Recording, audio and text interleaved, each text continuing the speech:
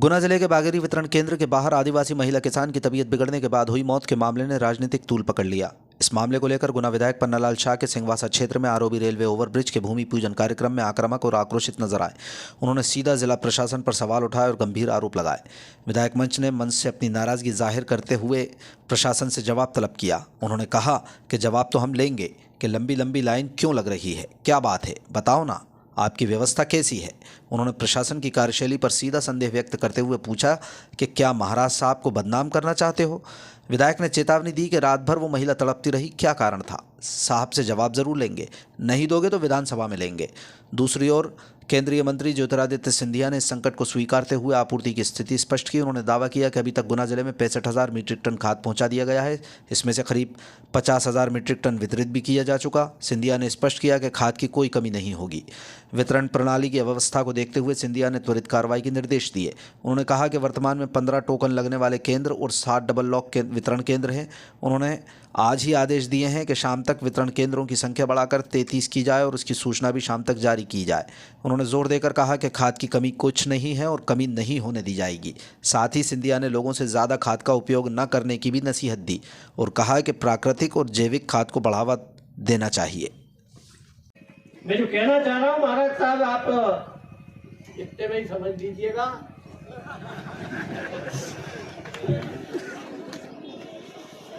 इतने में ही समझ लीजिएगा, ज्यादा कहने की आवश्यकता नहीं है।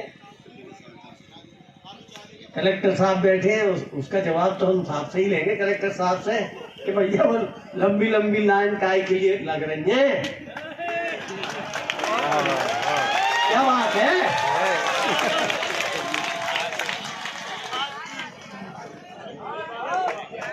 क्या बात है, बताओ ना, आपकी व्यवस्था कैसी है। क्या महाराज साहब को बदनाम करना चाहते हो?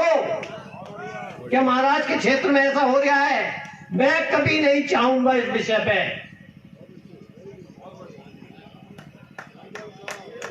कभी नहीं चाहूंगा। वो रात भर महिला वहां तड़पती रही, अब मर गई, क्या हुआ, उसका क्या कारण था, पहले इस बात का जवाब दिया जाए। आपने मुझे भूलने का मौका दिया, मैं महाराज साहब से क्षमा मांगता हूँ अगर मेरी कोई बात गलत निकल गई हो, लेकिन साहब से तो जवाब हम ही लेंगे और जाने ही दियोगे तो विधानसभा में लेंगे। धन्यवाद। बहुत बहुत धन्यवाद आदरणीय विधायक जी। आइए अब हम उनको आमंत्रित कर रहे हैं जिनको सब सुनना चाहते हैं, इन शब्दों के साथ कि खुशियों के। पिछले वर्ष हमारे यहाँ करीब 1 लाख मीट्रिक टन का खाद मैंने पहुँचाया रबी की फसल के लिए। इस साल अभी तक हमने, मैं केवल गुना की बात कर रहा हूँ, गुना जिले में मैंने 65,000 मीट्रिक टन की रबी की फसल के लिए खाद पहुँच चुका है। इसमें से करीब 39,000 मीट्रिक टन, 50,000 मीट्रिक टन वितरित हो चुका है। 15,000 मीट्रिक टन अभी भी स्टॉक में, ज़्यादा करके एसएसपी और एनपीके और थोड़ा सा डीएपी अभी स्टॉक में है। खाद की कमी नहीं होगी। वितरण प्रणाली में वर्तमान में हमारे 15 टोकन लेने वाले हमारे सेंटर्स हैं। 7 हमारे डबल चेक पॉइंट कहते हैं, डबल लॉक क्षेत्र में। तो मैंने आज ही आदेश दिए हैं कलेक्टर साहब को कि शाम तक इन 15 को बढ़ाकर 18 और बढ़ाकर 33 होनी चाहिए। शाम तक सूची मेरे पास भी आ जाएगी, जो सूची मैं आपके समक्ष भी रखूँगा। तो मैंने कहा फोटोग्राफ समेत मेरे सामने सूची होनी चाहिए कि इस डबल लॉक में 3 थे, अब 7 हो गए, इस डबल लॉक में 2 थे, अब 5 हो गए। तो काउंटर्स भी अगर बढ़ जाएंगे तो फिर वो लाइन भी जल्दी से निकल पाएगी, क्योंकि खाद की कमी नहीं है।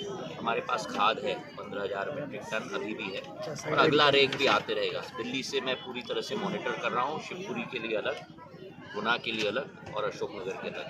पिछले साल भी मैंने खाद की कमी नहीं होने दी थी, इस साल भी खाद की कमी नहीं हुई।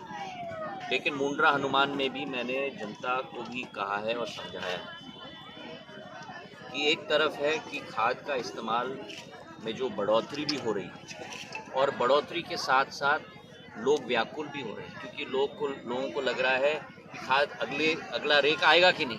तो अगर मुझे 10 बोरी चाहिए तो मैं अभी 20 बोरी ले रहा हूँ।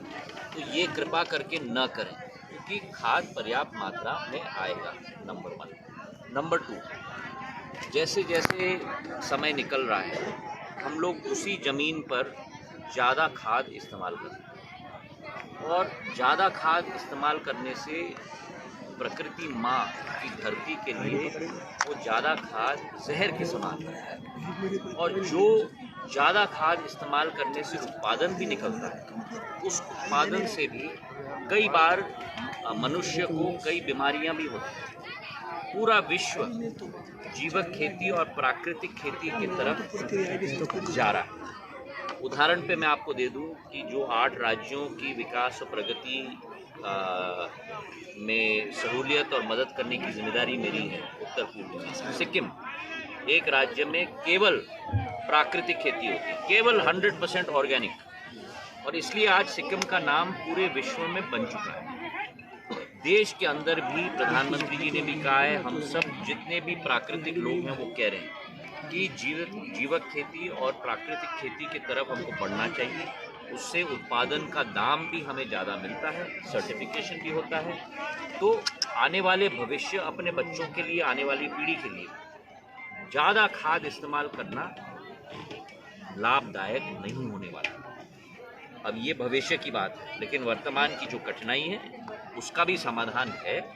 15,000 मेट्रिक टन अभी भी हैं, काउंटर्स भी हम बढ़ा रहे हैं ताकि इसकी कठिनाई आगे आने वाले समय में न हो।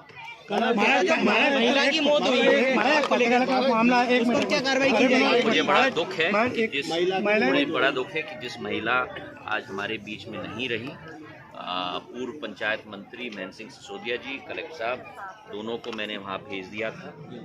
परिजनों से भी मिले हैं, मेरा संदेश भी उनको मिला है।